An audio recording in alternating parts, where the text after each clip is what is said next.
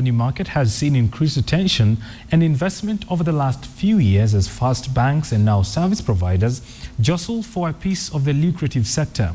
But the raft of new rules in the changing landscape brought about by the entry of new players could launch a new world order that changes the sector as we know it. Here's KTN's Adelaide Chankole. You've got voice, you've got data. The third market is the transaction market, which is the M-Pesa and the payment market.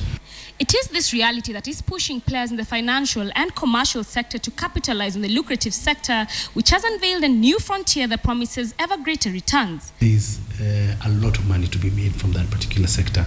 And already there is a reorganization in the sector as players seek to entrench their pole positions. Safaricom and Airtel are planning to purchase the assets of U Mobile, which is bowing out of the country following years of losses.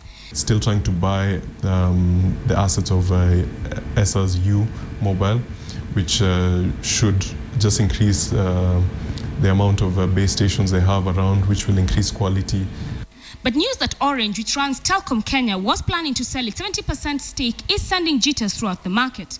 Amongst the bidders is Vital Corporation of Vietnam, a low-cost mobile services provider, which is said to have placed a 10.6 billion shilling bid for Orange's stake in the ailing telco. Safaricom's chief executive Bob Collymore is quoted as saying that a successful bid by Vital would change the game in Kenya, since the Vietnamese are fiercely competitive and very low cost. In his estimation, Vital changed the game in Mozambique, and local providers will have to knuckle down and deal with that. But the competition is already on the increase after the Communications Authority of Kenya licensed 3 mobile virtual network operators. They have to be very careful because equity will give them a run for their money. Shareholders will want to see some kind of action from Safaricom, some kind of response.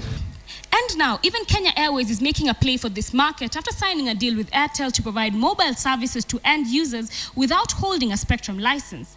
But even as the landscape shifts, new frontiers emerge and competition heats up, the experts say ongoing innovation in Safaricom will keep it in competition and in contention for years to come.